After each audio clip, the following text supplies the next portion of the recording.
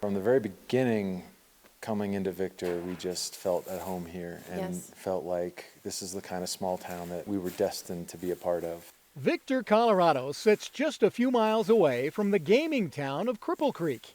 It offers a much quieter vibe, but there are some who think it's high time Victor makes some noise. It's called the historic Victor Bowl, and that's what we want to bring it back to.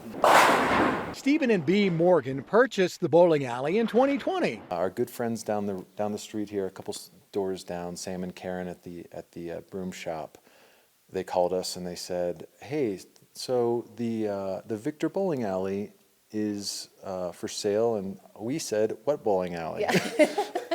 Then we came to see it, and I was absolutely dumbfounded.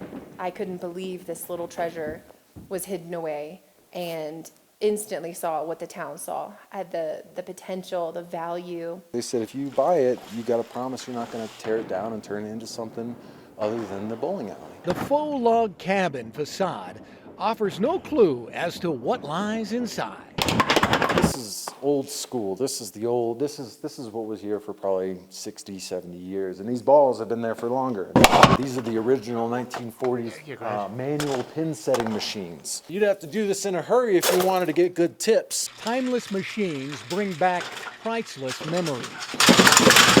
We get people in here, they're in their 70s and 80s now, and they tell us, I used to set pins in here when I was a teenager. In order to restore the bowling alley to its former glory, the Morgans need more than memories. Well, it's a very old building. Yes. It's an 1899 building. It's been renovated a couple times. It was a grocery store at first. Basement. For 20 or 30 years, and then it got renovated into a bowling alley in the 30s. We got plenty of shoes left for people. In order to fall in line with the Historical Society guidelines, we need to know what it looked like during a certain period, and there's just not a lot of documentation or pictures. They also need some expert help. It needs some work structurally. We want to take down the drop ceiling and open it back up and make it feel, open again and wide. And we have a vision for it, but we don't have the knowledge or the resources as a contractor would. There's enthusiasm in the community for certain. There's even a guy in town in Victor who used to refinish these lanes, like these ones. And he came in here and he said, if you need help refinishing the lanes, call me up. The town needs tourism. We need to bring people back up here and show people what history used to be like and give them a taste of the Old West. Down the street at the Victor Trading Company, shop owner Sam Morrison sees the bowling alley as critical to Victor's livelihood. South 3rd Street seems to be the busiest street in town. Bowling alley is kind of centrally located. I think it'd be a great draw. There's someone to take care of these people. There's a reason he thought the Morgans would be great owners. Enthusiastic people are always kind of contagious. You meet somebody who's dull, nobody pays any attention, nobody wants to do anything.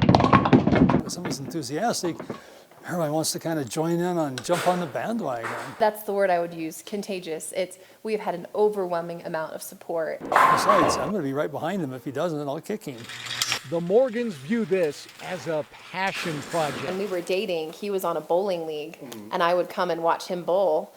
I just thought we could give that back to a young couple or older couples who did that when they were younger. To hear this location filled with laughter and joy and filled with old stories, that's exactly what this building was meant for, and that's what we're trying to get back to.